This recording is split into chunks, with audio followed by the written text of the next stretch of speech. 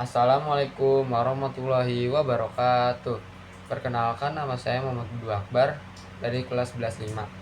Di video kali ini saya mau bahas tentang pemanfaatan sumber daya laut di wilayah pesisir Indonesia dan hubungannya sama posisi strategis di negara kita.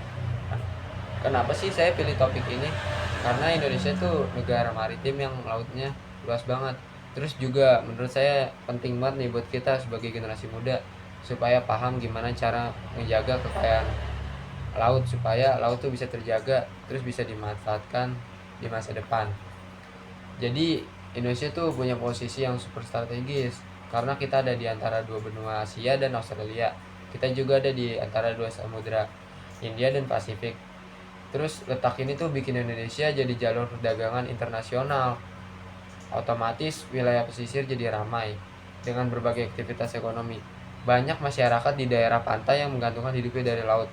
Misalnya kayak jadi nelayan, petani, rumput laut, atau ada juga yang kerja di sektor pariwisata bahari.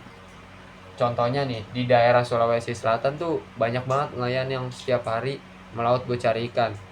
Hasil tangkapannya bisa dijual ke pasar lokal, terus bahkan ada juga yang diekspor ke luar negeri. Selain itu, rumput laut juga jadi komoditas penting. Dia bisa dijual, diolah jadi makanan, bahkan ada juga yang jadi bahan kosmetik.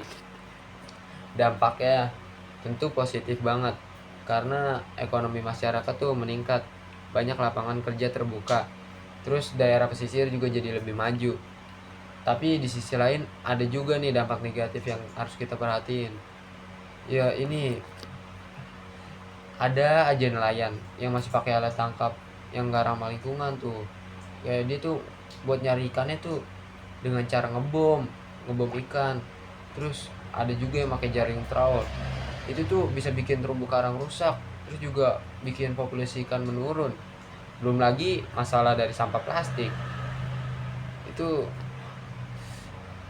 bikin laut kotor, terus sama hewan laut tuh bisa mati, ekosistem jadi terganggu.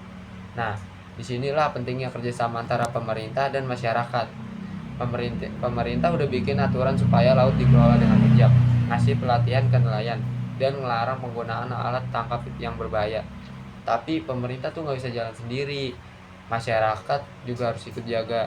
Misalnya ikut juga, misalnya kayak kita tuh nggak buang sampah ke laut, kita buang sampah kepada tempatnya aja. Kayak terus kita juga ikut kegiatan bersih pantai atau bantu melestarikan mangrove dan terumbu karang. Kalau dua-duanya saling dukung, saya yakin laut Indonesia bisa terus dijaga dengan baik. Dari fenomena ini, saya belajar kalau posisi tragis Indonesia tuh bukan cuma bikin kita diuntungkan secara ekonomi, tapi juga kasih tanggung jawab besar buat menjaga lingkungan laut. Menurut saya, langkah strategis yang bisa dilakukan adalah meningkatkan kesadaran masyarakat tentang pentingnya laut, terus memperkuat pengawasan dan menerapkan ekonomi biru. Jadi lautnya tetap produktif tanpa dirusak. Kalau kita bisa bantu mulai dari hal kecil tuh, kayak contohnya kayak nggak buang sampah sembarangan, terus ikut kegiatan peduli lingkungan, dan terus belajar tentang cara menjaga alam.